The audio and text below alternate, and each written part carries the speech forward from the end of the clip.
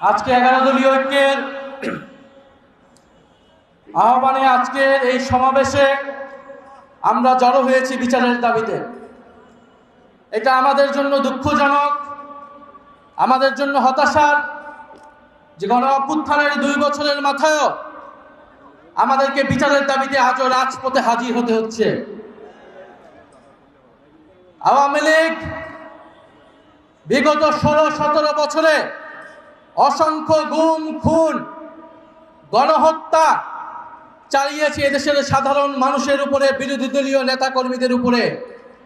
তার ফলশ্রুতিতে গণ অভ্যুত্থানের মুখে পড়ে শেখ হাসিনাকে পালিয়ে যেতে হয়েছিল দিল্লিতে।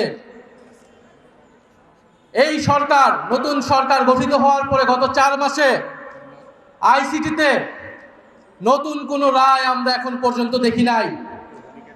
নতুন কোনো তদন্তের রিপোর্ট এখন হয় নাই।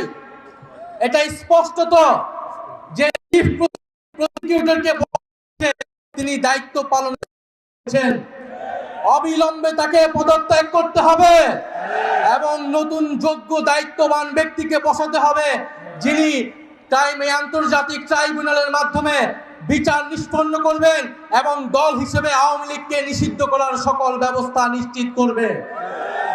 আমরা স্পষ্টভাবে বলতে চাই, গণহত্যার মাধ্যমে আওয়ামী লীগ বিচারের কাঠগড়ায় দাঁড়িয়েছে, আর সংস্কার বাস্তবায়ন না করার ফলে বিএনপি জনগণের কাঠগড়ায় দাঁড় হয়েছে।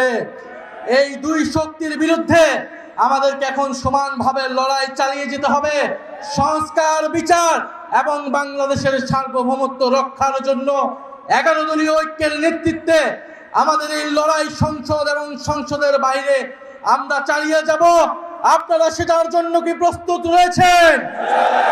শরীফ ওসমান হাদী হত্যার বিচারকে আমরা নিশ্চিত করব ইনশাআল্লাহ। সেই সকল হত্যাকাণ্ডের বিচার আমরা নিশ্চিত করব।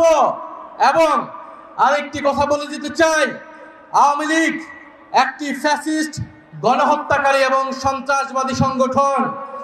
আওয়ামী লীগ দেশের স্বাধীনতা, সার্বভৌমত্ব বিরোধী সংগঠন, যার আশ্রয় হয়েছে দিল্লিতে, কারণ আওয়ামী লীগের শেকড় রয়েছে দিল্লিতে। আওয়ামী লীগ একটি ভারতীয় পার্টিতে পরিণত হয়েছে, আগাগোড়ায় এটি একটি ভারতীয় পার্টি ছিল। ফলে আওয়ামী লীগের দেশে আসার, আওয়ামী লীগের রাজনীতি করার সুযোগ বাংলাদেশে 5ই আগস্টেই সমাপ্ত হয়েছে।